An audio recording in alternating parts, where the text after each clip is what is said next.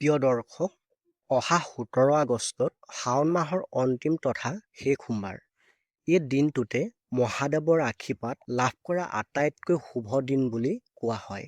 এই দিনটোত আপুনি কিছুমান বিশেষ প্ৰতিকাৰ কৰিলে ভাগ্য আৰু জীৱনৰ প্ৰগতি সমৰ্থন লাভ কৰিব। এই প্ৰতিকাৰবোৰনো কি জানিবলৈ এই ভিডিঅ'টো অকণমানো স্কিপ নকৰাকৈ চাব লাগিব।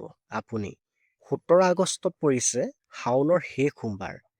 এই মাহৰ অন্ত পৰিব ১৮ আগষ্টত আৰু এই সময়ত মহাদেৱক সন্তুষ্ট কৰাৰ বাবে এই দিনটো অতি শুভ। এই সময়ত বিশেষ যুগত যদি কিছুমান প্ৰতিকাৰ কৰে তেন্তে মহাদেৱৰ আশীৰ্বাদ আপোনাৰ ওপৰত থাকিব আৰু প্ৰতিটো কামতে আপুনি আকাংক্ষিত ফলাফল লাভ কৰিব।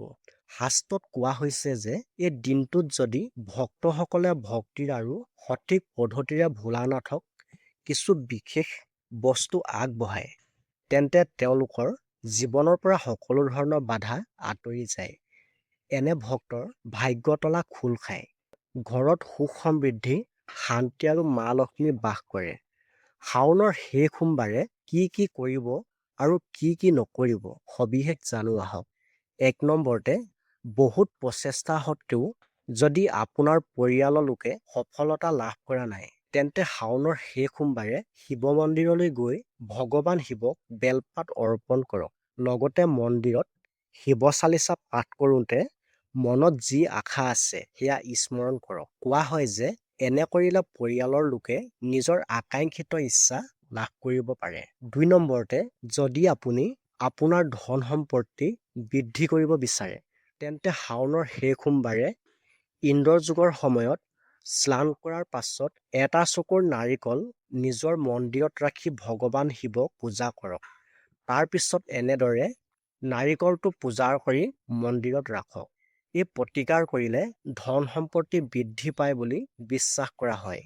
৩ নম্বৰতে, যদি আপুনি আপোনাৰ কেৰিয়াৰ বা ব্যৱসায়ত অগ্ৰগতি বিচাৰে তেন্তে শাওণৰ শেষ সোমবাৰে ১১টা কউৰী শিৱ মন্দিৰত ৰাখি পূজা কৰক। তাৰ পিছত ৰঙা কাপোৰ এখনত বান্ধি ঘৰৰ ধনৰ বাকচত ৰাখক। কউৰীকেইটা আপোনাৰ ঘৰৰ ধন থোৱা যিকোনো স্থানত ৰাখিব পাৰে। ইয়াৰ দ্বাৰা ব্যৱসায়ত লাভ হয় বুলি ধৰ্মীয় বিশ্বাস আছে। ৪ নম্বৰতে, যদি আপুনি সমাজত নিজৰ মৰ্যাদা প্ৰতিষ্ঠা কৰিব বিচাৰে বা জনপ্ৰিয়তা লাভ কৰিব বিচাৰে তেন্তে শাওণৰ শেষৰ সোমবাৰে ওম নমঃ শিৱায় বুলি কৈ শিৱলিংগ ধতুৰা আৰু বেলপাত আগবঢ়াওক। শাওণৰ শেষ সোমবাৰে এই কামটো কৰিলে সমাজত আপোনাৰ সন্মান বাঢ়ে বুলি এটা বিশ্বাস কৰা হয়। ৫ নম্বৰতে, যদি আপুনি নিজৰ জীৱনটো সুখী কৰিব বিচাৰে তেন্তে শাওণৰ শেষ সোমবাৰে সন্ধিয়া ঘৰৰ নিজা ঠাইত আসনত বহি শিৱৰে মন্ত্ৰ ১১ বাৰ জপ কৰক। এই মন্ত্ৰটো হ'ল ওম নমঃ শিৱায় ওম।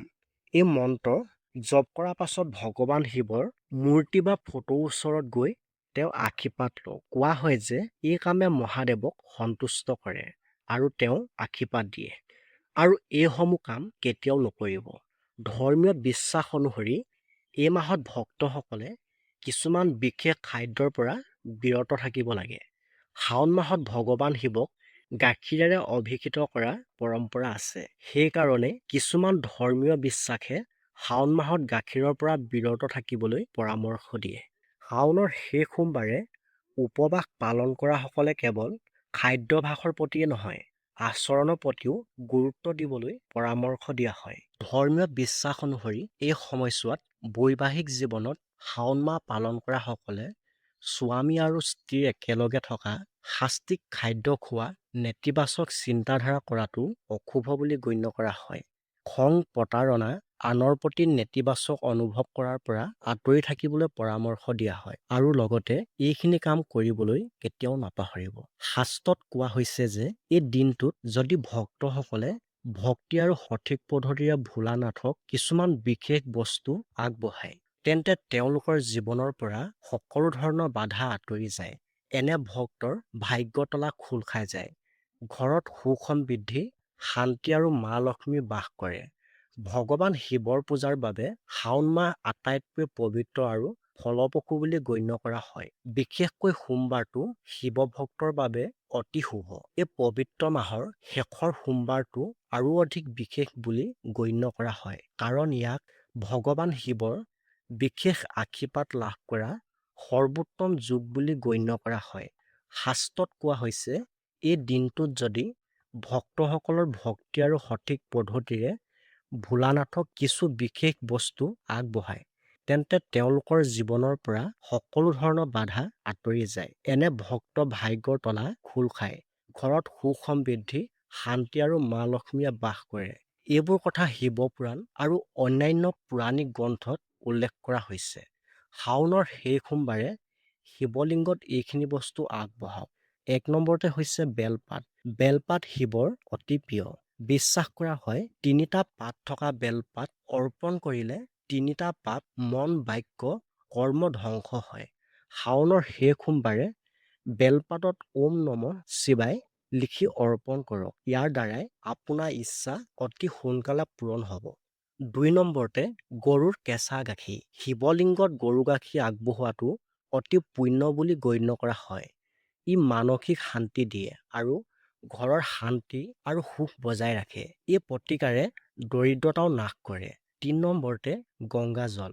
শিৱপুৰাণত উল্লেখ আছে যে শিৱলিংগত গংগাজল আগবঢ়ালে সকলো ধৰণৰ দোষ আৰু পাপ নাইকিয়া হয়। বিশ্বাস কৰা হয় যে গংগা ভগৱান শিৱৰ জটাত বাস কৰে, সেয়েহে গংগা পানী তেওঁৰ বাবে বিশেষভাৱে প্ৰিয় বুলি কোৱা হয়। 4 নম্বৰতে ভস্ম। ভগৱান শিৱই ভস্ম বৰ ভাল পায়।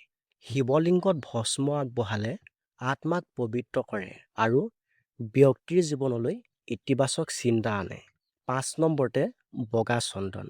শাওনৰ শেষৰ সোমবাৰে শিৱলিংগত বগা চন্দনৰ তিলক লগালে মন শান্ত হয় আৰু জ্ঞান প্ৰদান কৰে। এই প্ৰতিকাৰ ছাত্ৰ-ছাত্ৰী আৰু সাধনাৰ বাবে বিশেষভাৱে উপকাৰী বুলি বিবেচিত কৰা হয়। 6 নম্বৰতে ধতুৱা আৰু আগফুল। পৌৰাণিক বিশ্বাস অনুসৰি ধতুৱা আৰু আগফুল ভগৱান শিৱৰ অতি প্ৰিয়। এইবোৰ আগবঢ়াই ভক্তই বিষাক্ত আৰু নেতিবাচক প্ৰভাৱৰ পৰা মুক্তি হয়।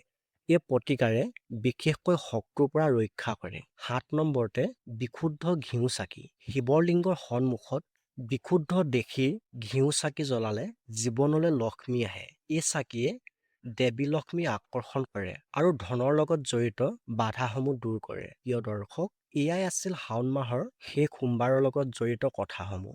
যদি আপুনি মহাদেৱ শিৱক আৰাধনা কৰে, তেন্তে শাওনৰ শেষ সোমবাৰে এই প্ৰতিকাৰ